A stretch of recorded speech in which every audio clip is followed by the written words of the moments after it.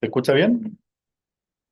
Sí, claro. Bueno, primero quiero agradecerles por esta instancia y sobre todo a Manuel Tironi por invitarme a postular al postdoc y poder hacer posible esto, de estar acá. Muy contento de volver para acá, de conocer bien el instituto. Y bueno, como dijo Manuel, voy a hablarles de mi tesis de doctorado, eh, se titula Relaciones árbol-humano, ontologías de naturaleza y política de la conservación, el caso del pehuen en Chile.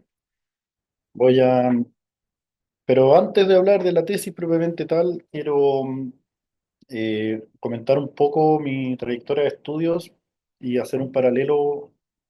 Es una trayectoria interdisciplinaria, y acá estamos en un instituto interdisciplinario.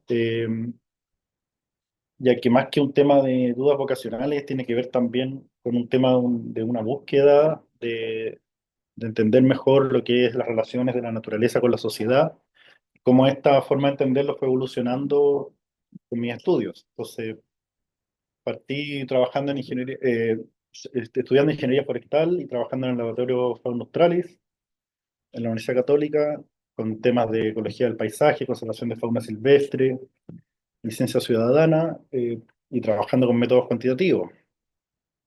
Luego hice una maestría en Medio Ambiente, Ciencia y Sociedad en la Escuela de Geografía, en- y acá ya me pasé a estudiar Ciencias Sociales. Esto fue un estudio en la área de Geografía de las Ciencias Sociales, donde me metí con algunas teorías, Ciencia de Tecnología y Sociedad, o STS, como se conoce en inglés, la teoría actor-red, etcétera.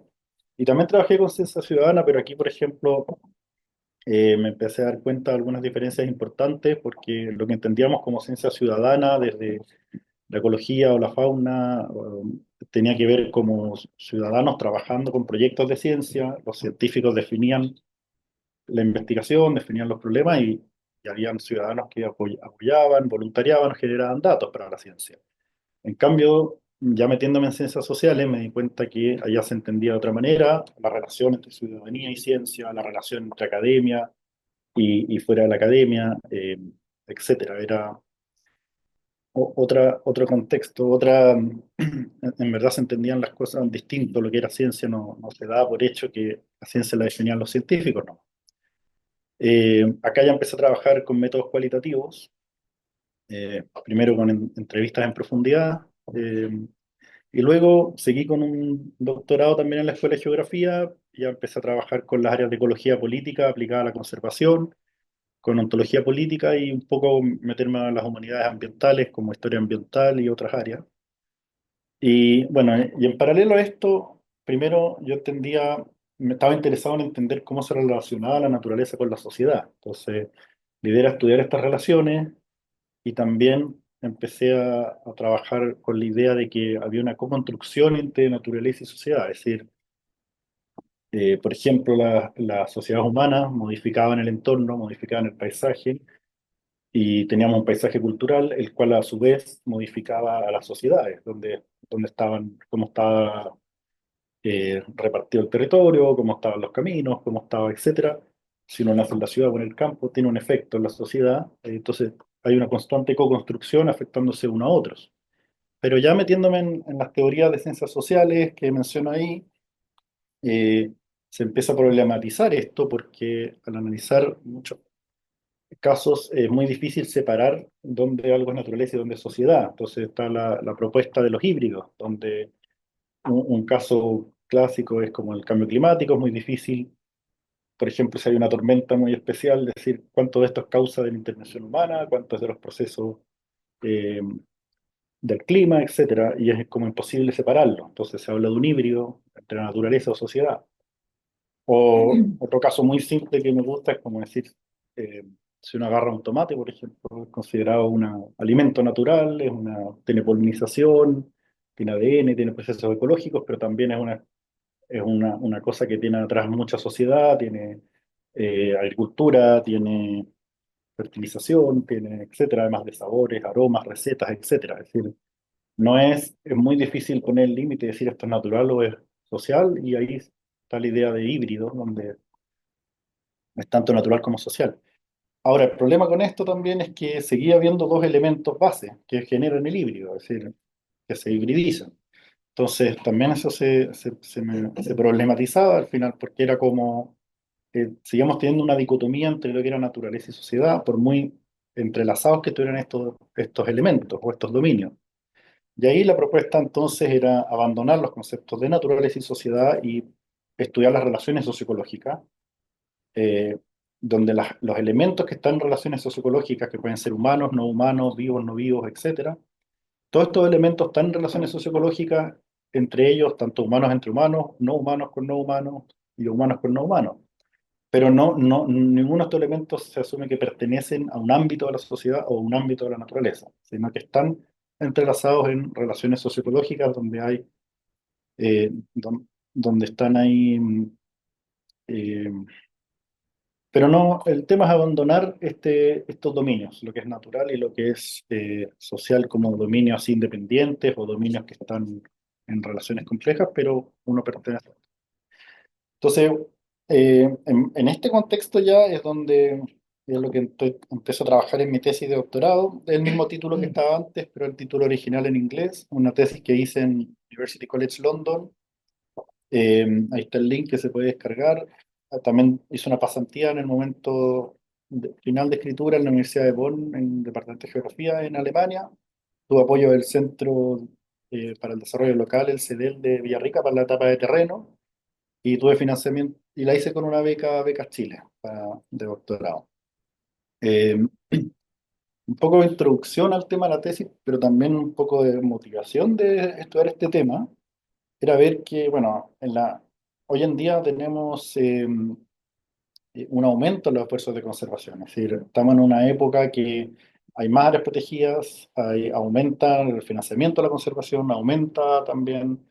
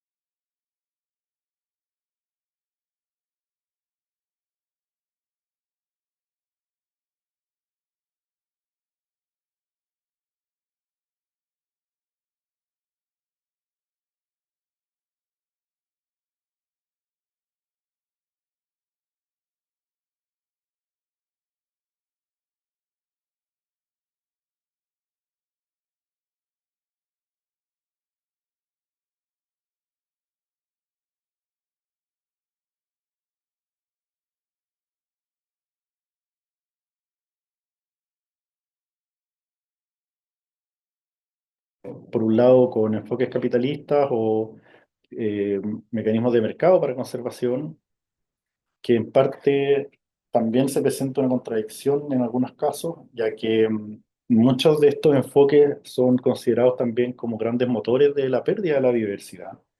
Hoy en día vemos las mineras, por ejemplo, que se ponen como los importantes en tema ambiental, por el tema de la transición energética, por ejemplo, o también una escucha en la radio de las forestales como CMPC o Arauco, de que ellos producen productos sustentables y que son los ambientalistas del momento, y antes era más desarrollo versus medio ambiente, ahora ya es distinto. Entonces también ahí hay algo de contradicción o grandes Víctor, empresas que tienen... perdón que te Sí, interrumpa, que justo tuvimos una desconexión del internet general. Entonces, si puedes volver a compartir tu pantalla para que lo vean quienes están por supuesto. en internet en San Joaquín, Estados Unidos.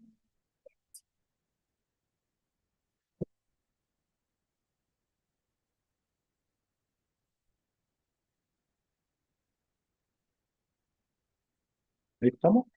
Ahí estamos y ahí deberíamos vernos todos. Sí. Ya. Entonces, bueno, lo que quería cerrar acá un poco es que la preservación primero tiene deficiencias, tiene problemas, algo no está funcionando, porque si hay más esfuerzos, pero hay más pérdidas, y además presenta algunas contradicciones, es como, para mí acá hay una motivación en ver qué estaba pasando y sobre todo en ir muy a la base, al núcleo de esto, Y ahí se presenta la propuesta de que las ontologías de naturaleza, es decir, lo que se entiende por naturaleza, la definición de naturaleza, puede estar en el centro de estas deficiencias y contradicciones. Naturaleza es un concepto, es decir, la mayoría de los idiomas del mundo no tienen esa palabra, o viene de una cultura o de una mirada, no es simplemente que existe la naturaleza y listo, sino que tiene una forma de- hay una forma de entender esto, el mundo como naturaleza, según una cultura, qué sé yo, que por supuesto es muy dominante desde el mundo occidental. Entonces, en ese contexto, el objetivo de la tesis era comprender cómo los significados de naturaleza y de relaciones humano-naturaleza configuran la política de la conservación del pehuen en Chile. Voy a tratar de pasar breve esto, pero quiero hablarle un poco de mi marco teórico, sin entrar en mucho detalle, que abarca la ecología política, ontología política y las humanidades ambientales. Por ecología política, bueno, algunos temas importantes son que se ha estudiado que no existe un consenso sobre qué conservar ni cómo hacerlo entre la gente que trabaja en conservación, ya han habido estudios y encuestas, etcétera. No hay una unidad necesariamente de qué se entiende por y qué es o cómo hay que hacerlo, distintas aproximaciones. Por otro lado, en la ciencia en general y en la conservación, tanto la ciencia, las prácticas y definiciones siempre están sujetas a negociaciones entre actores, es decir, es un tema, hay política metida atrás. Y estos actores muchas veces no tienen igualdad de poder, es decir, ya sea porque trabajan desde ciertas instituciones, en ciertos países, o no sé, a distinto nivel, también tienen distinta incidencia o distinto peso en los debates. Y otra cosa clave de la ecología política es que estudia cómo los costos y beneficios de la conservación se distribuyen. Generalmente no se distribuyen de manera igual, equitativa, y ahí también tanto lo que es humanos como no humanos se llevan los costos o beneficios de la conservación de distintos elementos. Por otro lado, la ontología política, lo que nos aporta en esto, tiene que ver con estudiar estos significados de qué es la naturaleza, qué es la conservación, qué es el pehuen, etcétera, como qué es la realidad. Aquí yo trabajé con la ontología política desde los estudios de ciencia y tecnología y desde geografía humana, y no así, hay una pequeña diferencia cómo se entiende la ontología desde la antropología, con muchas convergencias, pero también no me refiero a una cosmovisión, a algo general de qué es la naturaleza, por ejemplo, sino que me refiero un poco a la constitución de realidades en relaciones materiales entre elementos. Y ahí lo que dice estas teorías, que la realidad se constituye a partir de interacciones prácticas entre distintos elementos, que pueden ser humanos y no humanos, y tanto naturaleza como otras cosas no preexisten ni son independientes de los humanos, así que emergen de estas interacciones. Y como hay distintas interacciones, hay distintas ontologías, es decir, son múltiples y coexistentes. Al mismo tiempo están existiendo distintas formas de entender lo que es algo, de entender lo que es el pehuen, por ejemplo, en este caso. Y esas interacciones, como son coexistentes las ontologías, estas tienen interacciones, a veces estas ontologías se cooperan, por decirlo así, o se apoyan o entran en conflicto. Entonces también en ese sentido la parte política es entre interacciones de ontología, pero también en la emergencia de la ontología eh, también es política en cómo se constituyen.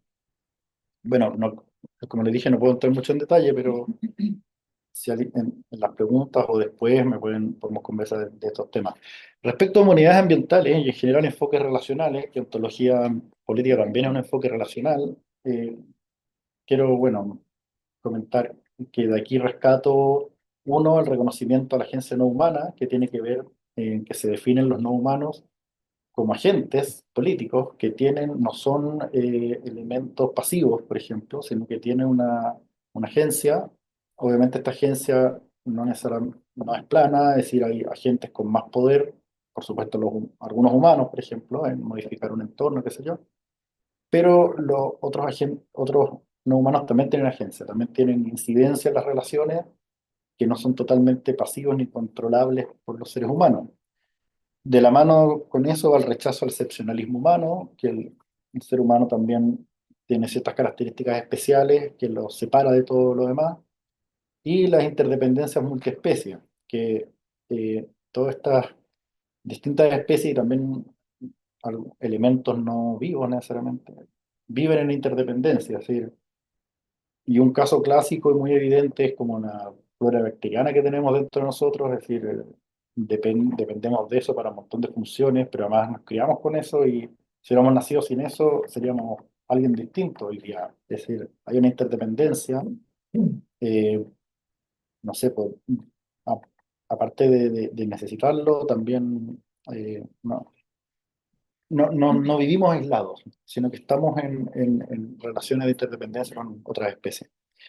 Ya, y ahora pasando al caso de estudio, trabajé con el pehuen en algunos contextos más conocido como araucaria, el nombre científico es Araucaria araucana, y bueno, es un árbol súper emblemático, yo creo que acá la mayoría lo conoce, de hecho está en el billete de 2.000 pesos, es decir, están prácticamente en el bolsillo de todos los chilenos, en libreta matrimonio, etcétera. Es decir, en Chile es un árbol súper emblemático, súper conocido y por tanto es muy interesante para estos debates porque genera muchas discusiones y atrae mucho interés.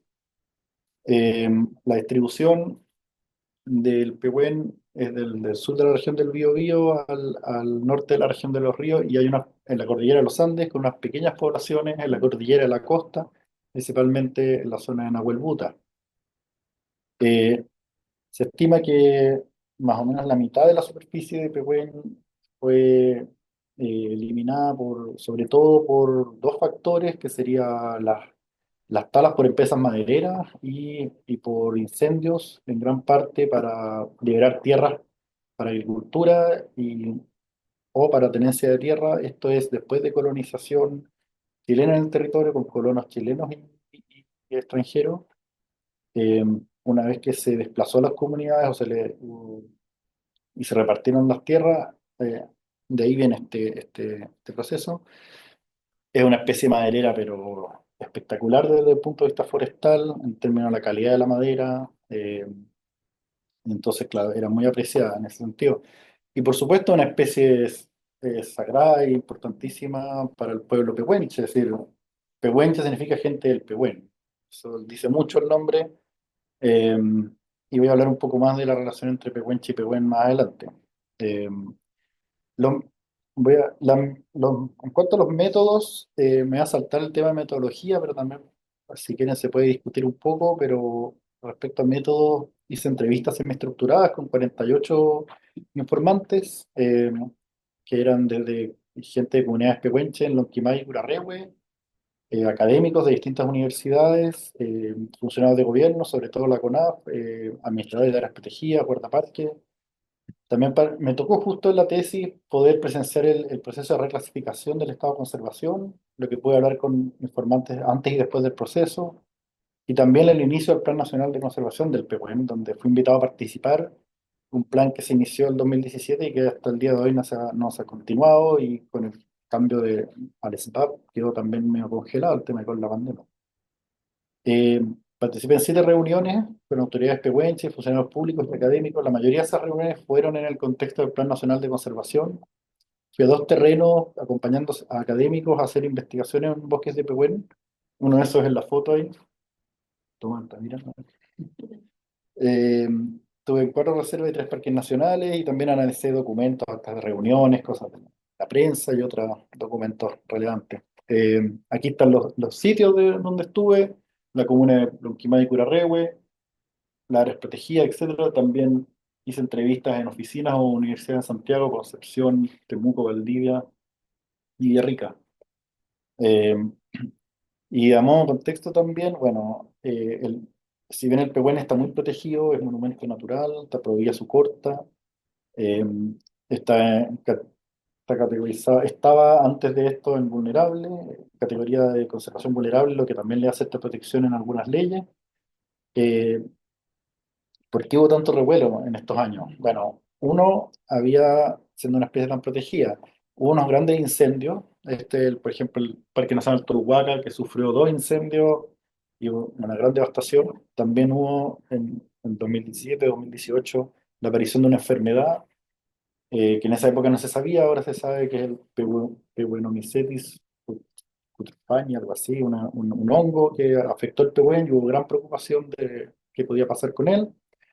Y también hubo un aumento importante en el precio del piñón y la comercialización. De hecho, es interesante porque ayer fui a un Jumbo y estaba a 7.009 el piñón. Y en esta época ya era altísimo.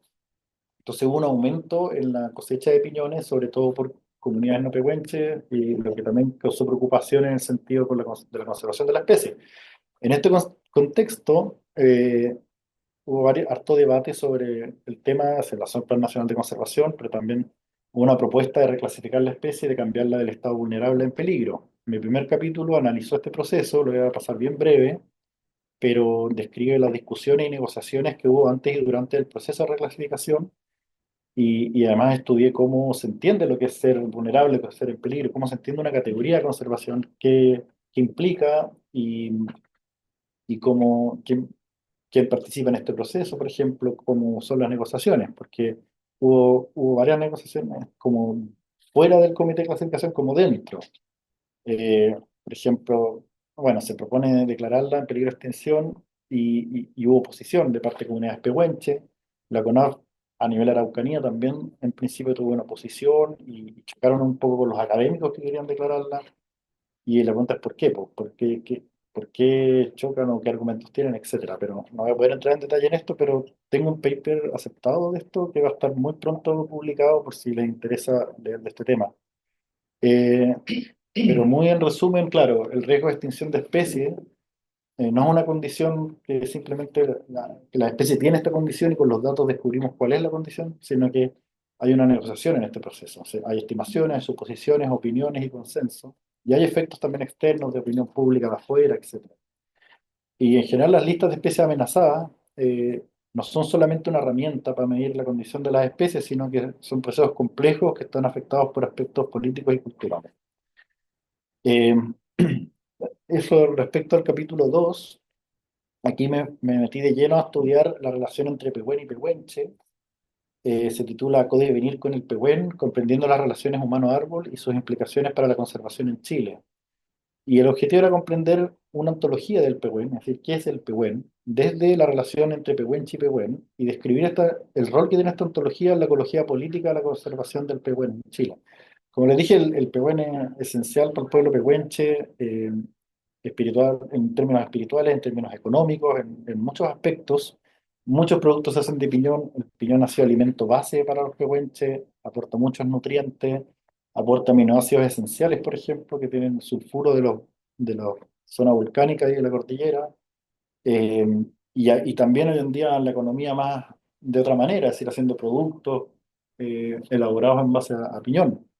También el nivel calorífico ha sido importante. Los pehuenches siempre usaban las ramas que bota el pehuen. El pehuen tiene una poda natural, entonces entrega ramas.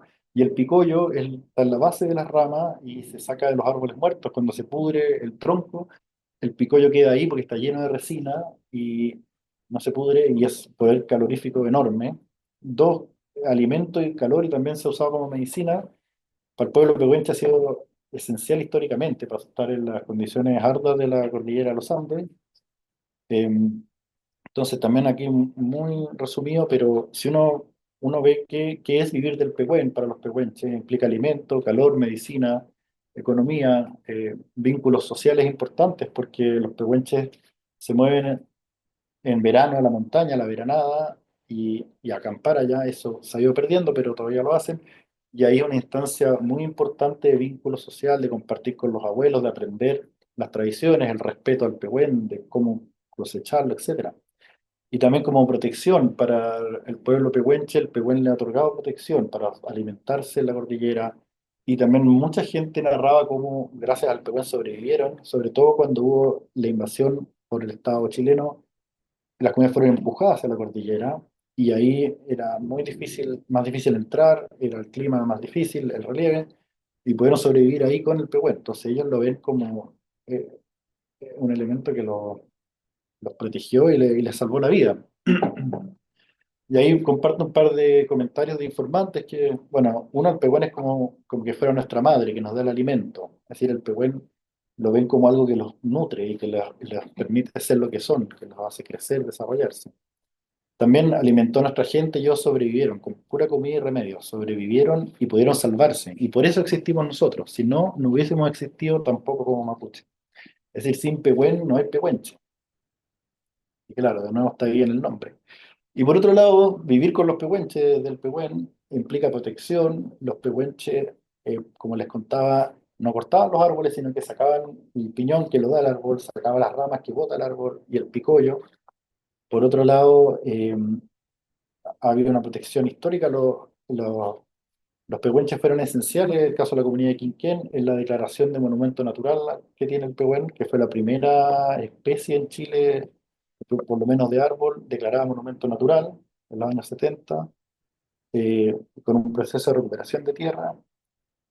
Bueno, un poco más complejo porque se declara como monumento natural en la dictadura, pero no a todas las especies por un tema de permitir a las empresas que ya tenían los bosques seguir explotándolos.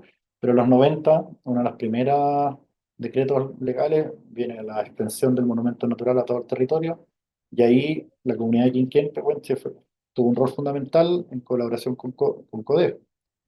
Entonces ellos han protegido también el Pehuen, tienen brigadas forestales para los incendios, por ejemplo, tienen, ellos tienen, ¿cómo se llama?, respeto a la especie, tienen tradiciones y se enseñan esas tradiciones de cuánto cosechar, de cómo cosechar, están basados en considerar un respeto a la especie y por tanto eso también ayuda a su conservación. Ellos han afectado la regeneración y la dispersión, es decir, hay mucho movimiento de semillas, al cosechar se mueven las semillas en sacos, en carreta, a caballo, cada vez menos, cada vez más en camioneta, lo que ha aportado una dispersión y también plantan pehueños en muchos lados, al lado de las casas siempre. Y eso también nos muestra más que nada cómo vivir, que los pehuenches han afectado lo que el bosque es hoy en día, es decir, desde mover semillas afecta a los genes del bosque, desde protegerlo, etcétera. Entonces, hay un efecto mutuo. Estos vínculos, entonces, entre Pehuen y Pehuenche, eh, se describen acá como la dependencia del uno del otro, pero también va más allá de una interacción muy cercana, sino que es una interacción interformativa, así que cada uno ha influido en lo que es el otro hoy en día, al afectar los genes, al producir alimento y permitir tanto el desarrollo biofísico de la gente como de económico, etcétera, y en la identidad también. Entonces, en ese contexto, eh, lo que planteo acá es que tanto Pehuen como Pehuenche son lo que son debido a este vínculo. Sin este vínculo, bueno, sin Pehuen no habría Pehuenche y sin Pehuenche tal vez habría Pehuen, pero no sería lo mismo. No sería, de hecho, el nombre Pehuen también viene de los Pehuenches, entonces sería otra cosa. Tal vez los árboles habrían menos, o habrían más, o habrían, la genética sería distinta. Entonces, se describe como un codevenir entre árbol y humano, que participan en hacerse lo que uno es al otro. Y, bueno, este lo trabajaba en inglés y ahí el concepto que es de Donna Haraway es becoming with, de venir con el otro, hacerse. Y ahora paso al capítulo 3 que tiene que ver con entender cómo las ideas de naturaleza y las relaciones humanas con la naturaleza afectan la conservación del pehuen. Y aquí analicé tres enfoques. Uno viene de ecología, le llamo ecologistas, que ciertos informantes representan a esto. Esto no quiere decir que todos los ecologistas, todos los genetistas, todos los pehuenches, sino que es una etiqueta que le pongo a estos enfoques y es ecologistas, genetistas y pehuenches. Eh, entonces estudio cómo estos distintos enfoques se relacionan a distintas ontologías de naturaleza. Es decir, cómo una forma de conservar, de entender cuáles son las amenazas y cuáles son las soluciones de conservación de esta especie tienen que ver por cómo se entiende la naturaleza y la relación entre ellos. Entonces, por ejemplo, es una foto de uno de los talleres del Plan Nacional de Conservación, en Cerro Peñalolén, en Temuco, y los ecologistas, bueno, al grupo que le llamo ecologistas participan académicos que trabajan en conservación de ecología, la mayoría de la región de la Araucanía, funcionarios de CONAF del área de biodiversidad, y otros participantes del Plan Nacional o muchos de ellos participantes del Plan Nacional de Conservación del Pehuen. Los genetistas eran científicos que trabajan en genética de plantas, no solo en plantas silvestres nativas, sino que en otros temas también. Ellos, con los que trabajé eran de institutos de investigación y ellos estaban trabajando con CONAF, pero con el área fitosanitaria en paralelo, no con área de conservación, el tema de esta enfermedad que tenía el pehuen, y luego fueron invitados y se sumaron al Plan Nacional de Conservación. Y, y comunidades pehuenches, teníamos integrantes de la Mesa Pehuenche por la Araucaria, del Trabún Lonco, que es la agrupación de loncos de Lonquimay, y otros informantes de Lonquimay y Curarrehue, eh, varios involucrados en las discusiones de conservación y otros no. Estos eran los tres grupos, y participé en distintas reuniones con los grupos. Tuve una reunión en Ralco, por ejemplo, donde fue donde se detectó por primera vez esta enfermedad. Y bueno, eh, aquí, por ejemplo, ejemplifico esta idea de la ontología, donde estábamos en el seminario de inicio del Plan Nacional de Conservación, se lanzó en la Universidad Católica de Temuco, y un profesor de la Universidad Católica presentó sobre la regeneración del bosque, y él dijo, ¿cómo se va a regenerar el bosque si no tengo el material genético? Y él dijo, las semillas son el material genético y es necesario para regenerar. Después de esto presentó el lonco Eduardo Cayul, que es el jefe del Trabún Lonco de Lonquimay, y él le respondió al académico diciéndole, usted dice que el piñón es una semilla, y dice, no, el piñón no es una semilla, es un alimento. Entonces, claro, y acá, ahí, digo, en ese momento, estamos hablando de cosas distintas, es decir, o entendiendo, es decir, para uno es la semilla y es esencial, y para otro es el alimento. Y esta forma de entenderlo tiene distintas consecuencias de cómo se maneja, cómo se usa, cómo se cuida, etc. Entonces voy a partir hablando un poco de los ecologistas. Esto es un terreno que hicimos con unos académicos que estaban investigando en bosques de pehuen, estaban más investigando aves y otras cosas más que el pehuen en sí. Y algo interesante es que ellos estaban en este lugar y acampamos al pie de esto en Soyipulli, en la Araucanía, acampamos bajo las estrellas, sin carpa, y salimos caminando acá, y para ellos era su pega, pero era maravilloso y era muy lindo, estaban fascinados. Y algo que me llamó la atención, que en este senderito había un par de cosas de CONAF, y era todo lo que se veía de humano, no había nada como que te pensara en comunidades, en humanos, estábamos insertos acá en la naturaleza, así espectacular. Y, por ejemplo, esta es una portada de una presentación que hicieron en el lanzamiento del Plan Nacional de Conservación. Y claro, esta es una típica imagen, este tipo de imagen se usa mucho en eso, como el pehuen como algo pero maravilloso, como bosques, de nuevo, sin ningún elemento humano, como un bosque muy espectacular o muy... Y estos, por ejemplo, la mayoría de los entrevistados del mundo académico, del área ecologista, habían tenido sus primeras experiencias con bosques de pehuen en áreas protegidas, por ejemplo, en Conguilleo. Entonces, y también había una idea de que siempre se hablaba mucho de estos bosques cuando hablaban de conservación, o había una idea que gran parte de los bosques están en áreas protegidas, lo que no es así, es como tal vez un 27% de los bosques están en áreas protegidas, por lo menos estatales. Entonces, acá la primera noción es esta, de que los bosques de pehuen son áreas maravillosas de naturaleza sin seres humanos. Eh, y en estas reuniones, y acá haciendo el link con los genetistas, por ejemplo, se estuvo discutiendo en unas reuniones del Plan Nacional de Conservación cuál es el alcance del plan, dónde se iba a aplicar. Y, y la idea, la propuesta que estaba supuestamente validada era que el plan se aplicaba al área de distribución del P1. Y en esta discusión, y estaban, claro, todos estos representantes de lo que le llamo ecologistas estaban de acuerdo, pero ahí un genetista dijo, no, pues, ¿por qué no incluimos a Aysén? Porque en Aysén es donde estamos haciendo ensayos, donde estamos reforestando con pehuen, y por el cambio climático Aysén es el futuro del pehuen. Es decir, acá van a ir desapareciendo, ¿por qué no? Y ahí los ecologistas decían, no, pues esto no es conservación, ¿cachai? Esto es nada que ver, hay que protegerlo acá. Y si se va de acá, bueno, es una especie de fósil, una especie de casi relicta, y bueno, tal vez se va a extinguir algún día, pero ir a Aysén no es conservarlo. Y él estaba totalmente en desacuerdo. Entonces, él presentó este estudio que ellos estaban haciendo y trabajo, donde han tomado todas las muestras genéticas, toda la procedencia, y tenían ya almacenado todo, para proteger el pehuen ex situ, para protegerlo. Y además están con un vivero enorme, con toda esta procedencia genética de todo el territorio, trabajando con CMPC. En un vivero de CMPC, la empresa forestal, una de las dos más grandes de Chile, estaban haciendo esto y empezando ensayos de plantación en Aysén, que está a 1000 kilómetros más o menos al sur de la distribución actual del Perú. Entonces aquí teníamos otra visión muy distinta. De hecho, para, para, para ellos, claro, la conservación ex situ, conservarlo allá y además en colaboración con CMPC, por ejemplo, era la forma, con tecnología, con empresas, era la forma para conservar el pehuen.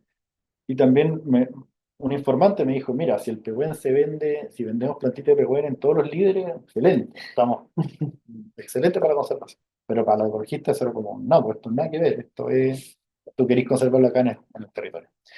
Y la otra visión a los pehuenches, que como ya mencioné en el capítulo 2 están en esta relación entrelazados en este proceso de codevenir. Entonces, para el pehuenche, el pehuen también otra cosa. Y aquí, bueno, a ver, dos elementos que analicé fue el Trabún Lonco de Lonquimay hizo un plan de conservación que empezó en paralelo o antes de este plan nacional, donde ellos tenían una forma totalmente distinta de cómo se conservaba, cuál era el problema. Yo eso lo voy a hablar más adelante, un poquito. Y lo otro es que un día en Lonquimay nos topamos que estaban cortando este árbol, este pehuen, y llegaron unas comunidades a quejarse porque no puede ser que lo estén cortando así. Y la gente, la casa dijo que sacaron una carta que CONAF le había dado permiso, que el árbol se estaba pudriendo las raíces y se iba a caer arriba de la casa, y que esto lo plantaron sus abuelos, qué sé yo. Y los pehuenches, no, este tiene no sé cuántos años. Entonces la CONAF, que nunca había dado permiso, porque la CONAF, esto lo tenía que ver la municipalidad, no lo tenía que ver al ser un urbano, no lo tenía que ver la CONAF. Como se metió en medio del problema, lo que fue a otra forma de entender lo que es el pehuen, a cortar una rodaja y contar los años y ver los años. Y tenía 70 años, entonces decía, claro, esto lo plantaron la gente, no es natural, se puede cortar. Es natural, no es natural, se justificaba para cortarlo o no cortarlo. Los pehuenches sabían que tal vez era así, pero en verdad aprovecharon de tirar una carta y decir, no, es que el Estado una vez más se mete. No. Y lo que decían al final del día, mira, si acá lo que se trata es de avisarnos y de cortarlo como se debe. Esto es horrible, una mutilación, es como cortarle un brazo a un hermano. Entonces, claro, acá había un tema también de una discusión de justificar si se podía cortar o no, dependiendo si era natural o no, si lo había plantado una persona o no. Decían, estamos en Lonquimay, es como urbano, pero también Lonquimay está en el centro de la distribución del pehuen. Es decir, ¿cómo vamos a decir? Eso no es natural que esté un pehuen ahí en Lonquimay. Entonces, claro, que es natural. Bueno, a modo de resumen, de estas tres perspectivas de la conservación, la que tenemos de ecologista, podemos hablar, cada una tiene una idea, una ontología de cómo entiende la naturaleza. Las dos primeras, ecologista y genetista, ven una naturaleza, que existe una naturaleza y es externa, es decir, es independiente del ser humano, pero eh, puede ser controlable por el ser humano. Es decir, respecto a la relación humano-naturaleza, para los ecologistas, los humanos son una amenaza y debería separarse o mantenerse separada. Y por tanto, en cosas como áreas protegidas, es una forma de controlar de este límite entre humano y no, poniendo por ejemplo un cerco, aquí se entra, aquí se... No, es de manejar este límite que existe entre naturaleza y humano. Y si este límite se empieza a romper, se amenaza la naturaleza. Cambio con los genetistas, la naturaleza dicen que no hay separación, estamos llenos de naturaleza acá afuera, los árboles, podemos plantar los pehuenes, venderlos en el líder, etcétera. Pero sí es una naturaleza distinta al humano y es controlable por el ser humano mediante tecnología, mediante empresas, mediante etcétera. Es decir, es distinta. Por otro lado, los pehuenches no distinguen de esa forma entre humano y naturaleza, sino que conviven con el pehuen, conviven con las cachayas, conviven con el suelo, con el volcán, y son varios entes que conviven entre ellos, y ni uno de esos es como estos son naturaleza y estos no. Y tienen una relación de reciprocidad y cuidado mutuo, y este concepto que les hablaba del codevenir entre el uno y el otro. Desde esta perspectiva, los ecologistas plantean los problemas, que los principales problemas de conservación que se enfocaban eran los incendios antrópicos, porque hay incendios, entre comillas, naturales en la zona, y el piñoneo lo plantean como una amenaza. Esto fue controversial al principio del plan porque en las primeras etapas pusieron el piñoneo entre las listas de amenaza y los pehuenches que estaban ahí es como, oye, pero el piñoneo es nuestra esencial y forma de vida. Entonces, hablando con los del plan, terminó, claro, diciendo, oye, no podemos poner el piñoneo como amenaza, tiene que ser como formas de piñonear, pueden ser amenazas, pero no el piñoneo en sí. Pero eso ejemplifica cómo estas actividades humanas son la amenaza a la naturaleza. En cambio, los genetistas estaban mucho más preocupados del cambio climático y de las enfermedades y de poder abordar esto y salvar la especie, ya sea en Aysén, en otro lado, qué sé yo. Para algunos ecologistas era interesante que hablaban del cambio climático y enfermedades, no les importaba tanto, incluso lo veían como, bueno, la enfermedad le veían como, bueno, el pehuen lleva millones de años, ya ha enfrentado enfermedades ya seguido, un poco como un proceso natural. El cambio climático también más o menos, es decir, como ya, tal vez la especie ya ha pasado glaciaciones, ya ha pasado cambios y tal vez no va a seguir, va a seguir. Les importaba más lo otro. Entonces había unas diferencias ahí bien importantes. En cambio, los pehuenches hablaban como amenazas la pérdida de tradiciones, la pérdida de cómo relacionarse con el respeto, de cómo se corta, cuántas semillas se saca o qué sé yo, y la pérdida del territorio y de sus derechos, porque, claro, estas mismas cosas las aplican en sus territorios por ejemplo, las comunidades que tienen mucho menos territorio tienen una presión de pastoreo mucho más alta y se nota con las comunidades que tienen más territorio, donde los bosques están con mucha menos presión de pastoreo y se nota los bosques, la diferencia. Es decir, y esa pérdida de territorio y por tanto esa presión de pastoreo y de otras actividades viene del proceso de pérdida de tierra y de colonización, no viene de las actividades pehuenches tradicionales. Y en paralelo las soluciones, claro, las soluciones serían parques nacionales para los ecologistas, que es excluir a los humanos. Para los genetistas serían conservación ex situ y producción industrial con tecnología y con empresas. Ambos se enfocan en el manejo. ¿Qué hay que hacer?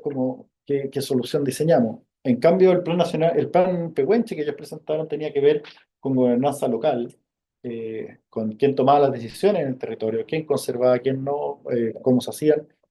Eh, Reconocían también que necesitaban ayuda institucional, no era que querían hacer todo autónomo, y también con recuperar y no perder sus prácticas tradicionales y el respeto a la especie.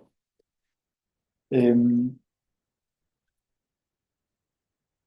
Claro, también acá, porque es muy importante tomar en cuenta esta ontología y sobre todo acá, claro, la perspectiva pehuenche, acá estas no hay una igualdad entre estas tres, porque la perspectiva pehuenche ha sido la más obviada o ignorada y además los pehuenches son los que se van más perjudicados tanto de que no se conserve el pehuen o que se conserve de una manera que no incluya.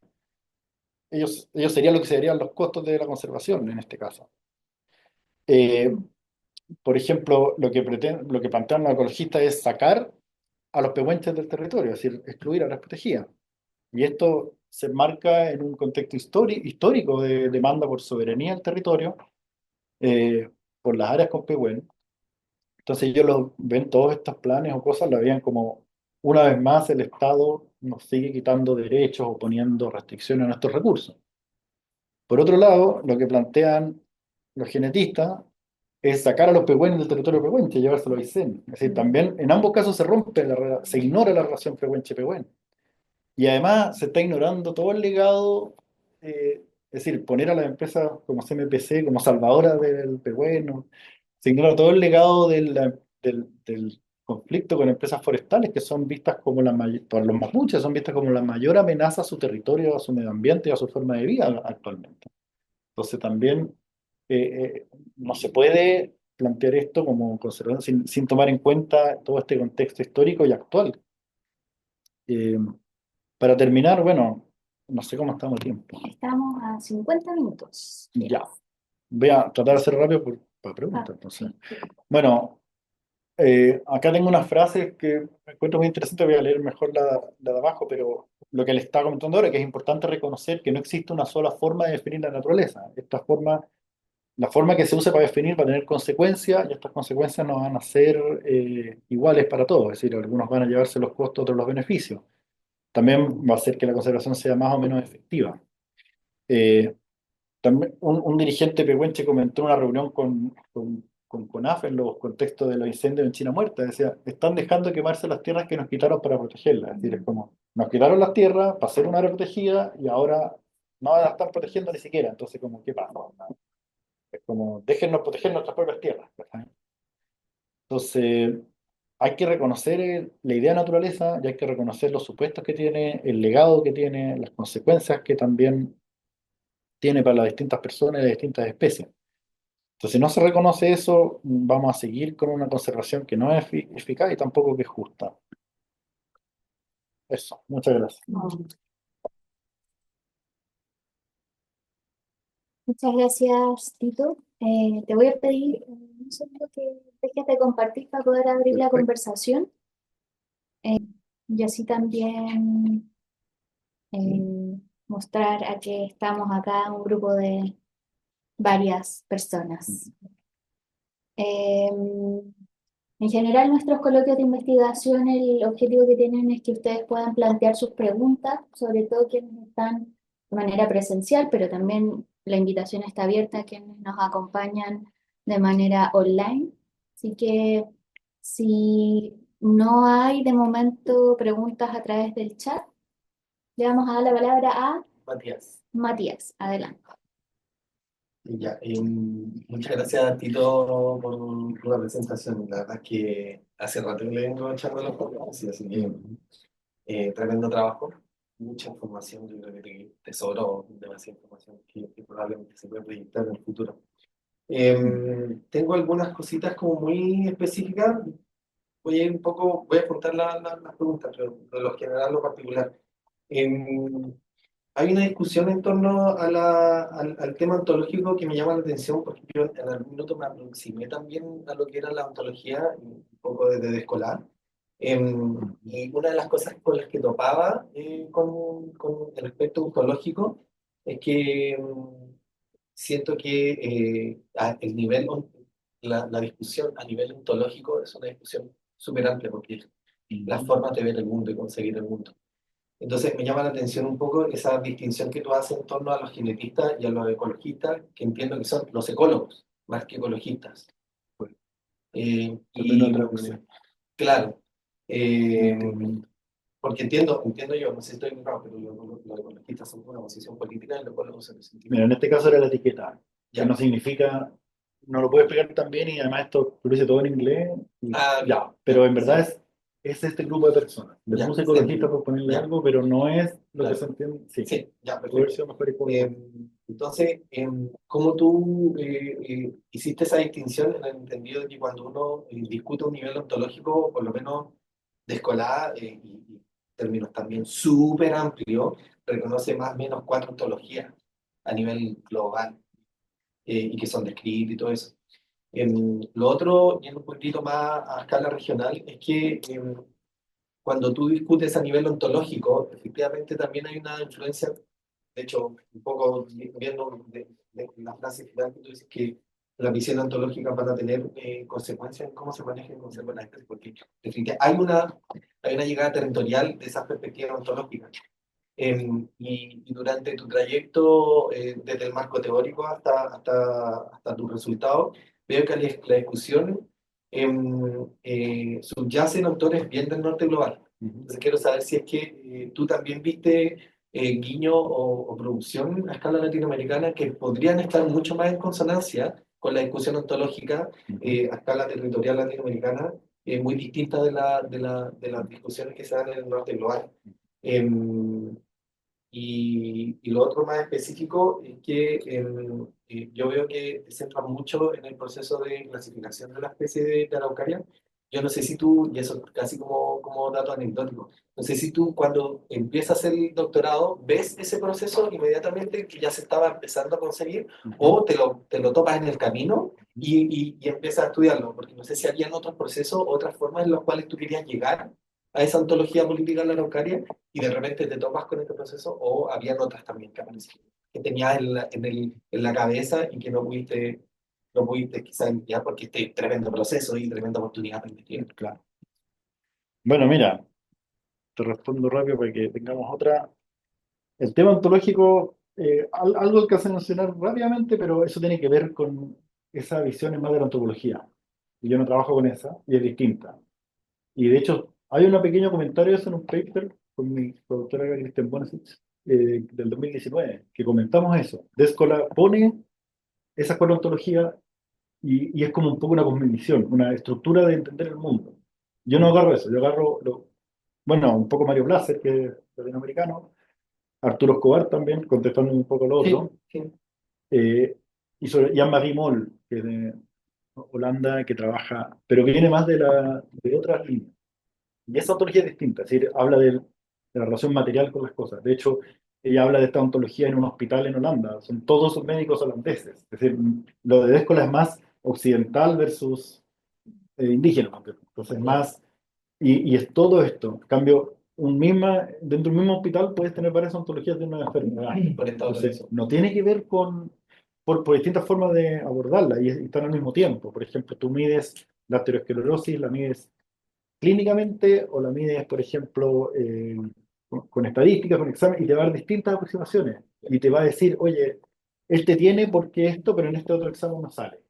Y ahí se va creando. Entonces, no tiene que ver con esta gran perspectiva ni con visión y cultura. No es ese enfoque de antropología. Entonces, acá no hay.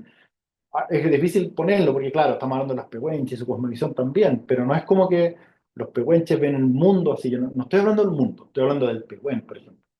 Y por tanto, ecólogos y genetistas, que son académicos occidentales, qué sé yo, tienen distintas formas, porque Claro, no es la relación se que mantiene ellos se distinta. crearon en la ciencia, no, ellos se relacionan de una manera, hacen mediciones de una manera, entienden el mundo así. No, bueno, no el mundo, el pehuen. Sí, Entonces, esa respuesta la podemos hablar después sí. más también.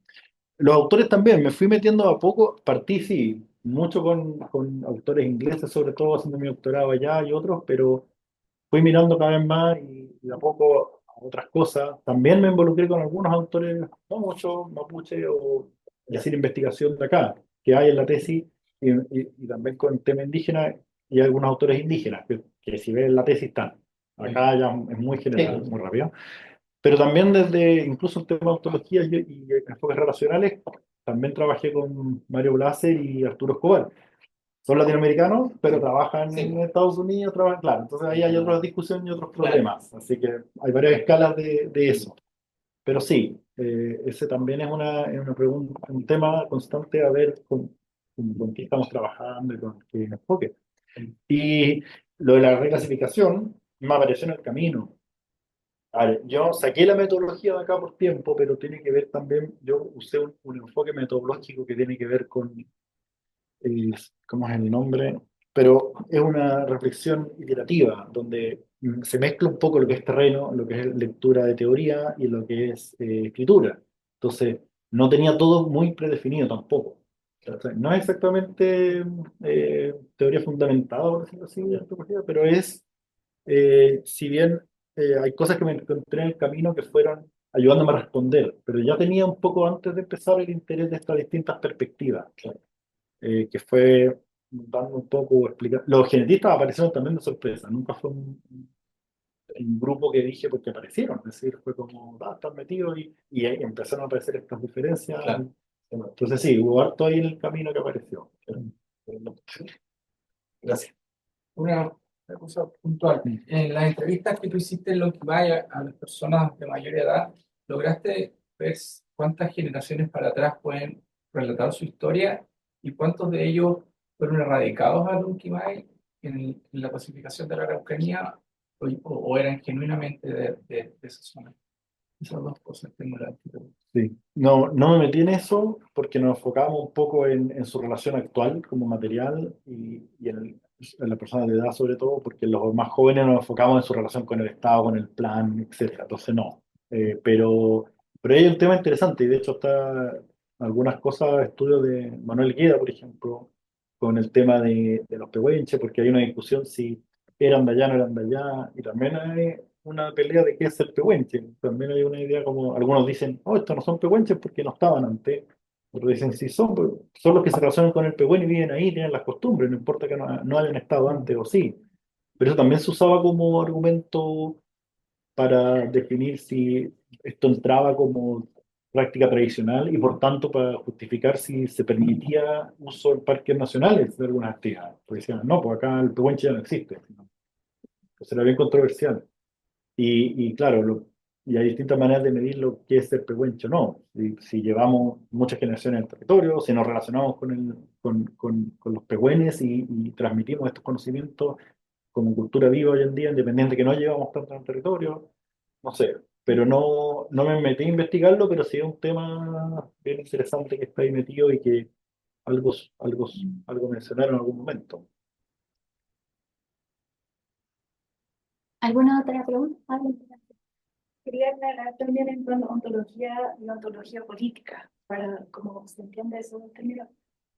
Bueno, también está diciendo como lo antropológico de antropólogos y antropología política no es tanto de antropología, porque son todos antropólogos que estás citando, ¿no? Ah, Blase. sí, bueno, Sí, Anne-Marie entonces para Moll, decir sí, como, también. también es antropóloga, te Sí. digo, pero Sarah Watmore de... No, sí, sí, pero sí, pero tienes razón. también, como que ontología política, ahí como que se entiende que no es lo mismo que la ontología del estructuralismo francés, como ideología Claro. analítico.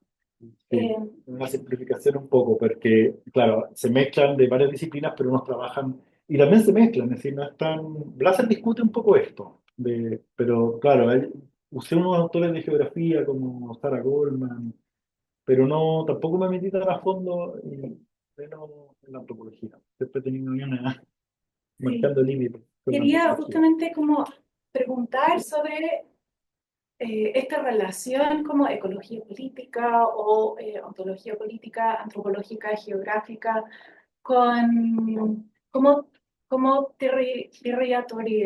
me va a salir, cómo territorializar la ontología política, como porque me parece que tu trabajo ofrece como una mirada de estos conflictos territoriales o intentar como hasta sacarlos del territorio. Entonces, me parece que es un aporte muy interesante en ese sentido. Bueno, a ver, no sé exactamente qué sería territorializarlo, pero Tampoco. ya el enfoque de ver las prácticas materiales, como las relaciones, de hecho, acá no lo puedo poner tampoco, pero en la tesis trabajé el contexto histórico, el contexto, las relaciones con áreas protegidas y qué medidas se toman, cómo se relacionan los guardaparques con las comunidades, con contexto, con un poco capítulo y por un lado. Por otro lado, está la discusión en terreno, es decir, a mí me invitaron al Plan Nacional. Yo estaba algunos los conocía, con los CONAF, entonces investigaba, pero también era parte. Ya. Y ahí también estuvimos por ejemplo, en el Plan Nacional, un primer taller lo dirigía la CONAF y las comunidades iban ahí a sentarse a mirar. En un taller invitamos a una socióloga que había trabajado con esto y ella presentó y los peruanos ahí se sentían mucho más llamados y conversaron mucho más, porque decía, esto es nuestro tema, como nosotros debíamos estar presentando esto, decía. Y después en Lonquimay ellos organizaron el taller y no sabíamos nosotros yo estaba con los de la CONAF apoyando en esto y no sabíamos si ellos iban a presentar ellos. Entonces yo preparé una presentación por si acaso y cuando llegué allá se las pasé, se las mandé antes y dijeron, no, vamos a presentar nosotros. Ya. Pero también agradecieron mi presentación y la escribieron y se la repartieron porque tenía el contexto histórico y a ellos les interesaba dárselo a los más viejos, fue interesante. Y por otro lado, yo siempre metía cuchara con los de la CONAF, como que les decía, oye, está esta visión, no está esto. El mismo caso fue ese, el de que ellos partían poniendo al piñoneo una amenaza. Y yo le iba, que coordinar, oye, no podéis poner esa cuestión, pues, ¿sabes? Entonces, no sé si eso es territorializar, pero por lo menos aterrizarlo un poco y tratar de que esto sirva a las decisiones que se están tomando y nada de eso. Súper. Me imagino que pueden seguir teniendo muchas otras preguntas, pero en honor al tiempo también para quienes están de manera online. Vamos a recibir quizás una última pregunta de Patricio Contreras. ¿Cuáles son los puntos de encuentro entre las diferentes ontologías? ¿Podrían dialogar? Y con eso damos por cerrar la conversación, al menos en esta transmisión, y después Uy, yo si también, sí. necesitan o quieren seguir haciéndole preguntas, ahí está. Aquí el Manuel también tira apoyo diciendo que Anne-Marie Moll es médica y filósofa. Bien. Bueno. Sí, bueno, obviamente en la tesis está más los detalles, pero también me meto en una mezcla de cosas y a veces uno no profundiza tanto, porque no puedo, como de ya las líneas, sobre todo las disciplinas, es como, prefiero moverme ahí de poco. ¿Cuáles son los puntos de encuentro entre las diferentes ontologías? ¿Podrían dialogar? Esa es una pregunta muy interesante porque las ontologías tienen encuentro y justamente esto vienen a estudiar los conflictos que tienen o los ¿cómo es la palabra? Se refuerzan algunas positivamente y otras no. En este caso, por ejemplo, a nivel general, más que la ontología específica del Pehuen, voy a hablar un poco de los diálogos y encuentros entre los grupos, porque, por ejemplo, tanto los ecólogos como los genetistas tienen una validación en muchos campos al ser académicos, al ser, no sé, y de hecho, si bien tenían fuertes diferencias y conflictos, había muchas cosas a los ecólogos que les interesaba de los genetistas, estos resultados, estudiar el ADN, discutían tal vez, oye, tal vez el pehuen pueden ser dos especies, una huelbuta y la otra. Es decir, ahí tenían varios acuerdos y querían que participaran. No era como que estaban en contra, pero estaban en desacuerdo en otras cosas. Como, de hecho, algunos estaban muy enojados de que se financiara todo este estudio genético de la enfermedad, creían que no era tan importante. Y había mucho menos plata para conservación que para los estudios fitosanitarios. Pero, claro, ahí se dan encuentros. Por otro lado, las comunidades pehuenches estaban más desfavorecidas en esto, porque, por ejemplo, en lo que es la reclasificación, ellos querían participar o querían que los escuchara el Comité de Clasificación de Especies y el Comité de Clasificación no les aceptó recibirlos porque dijeron que el comité es un proceso técnico, pero sí recibían a los ecólogos que plantean la reclasificación. Entonces ahí también habían cosas. Ahora, la CONAF, el área de conservación y de planes de manejo, cosa que este es el último plan de manejo que hacía la CONAF, porque ahora viene, los hace el Ministerio de Medio Ambiente, es decir, llevan un tiempo en paralelo, pero estaba abierta a escucharlo y a cambiar estas cosas. Hay un interés ahí en abrirse. Están usando lo que es un método que se llama estándares abiertos para la conservación, que hay algunas críticas, pero también tiene un enfoque de que todo puede cambiar y escuchemos a los actores y vamos redefiniendo. En el proceso, por ejemplo, se cambió el nombre de Plan Nacional de Conservación de la Araucaria a Plan Nacional de Conservación del Pehuen, eh, porque era un nombre que estaban usando ya de manera reivindicativa. Mucha gente le llama incluso Pino Araucaria en las comunidades, y no es que sea que ellos le estén llamando Pehuen, pero ellos, algunos de ellos reivindican el uso del Pehuen justamente en un proceso de reivindicación de sus derechos, no sé. Po. Entonces, bueno, ahí también habían algunos puntos de encuentro, pero mira, no lo vi a fondo, pero si la CONAF tiene ese enfoque, y estos enfoques de CONAF de que el Parque Nacional no se toca, o el Parque Nacional puede haber comanejo, o puede haber más apertura a las comunidades, ese enfoque ha ido cambiando la CONAF, y si está ese enfoque más abierto, hay puntos de diálogo, hay interés en entender cómo se relacionan las comunidades. Hace poco hubo un acuerdo de comanejo en un sector del Parque Nacional Villarrica, por ejemplo, con unas comunidades.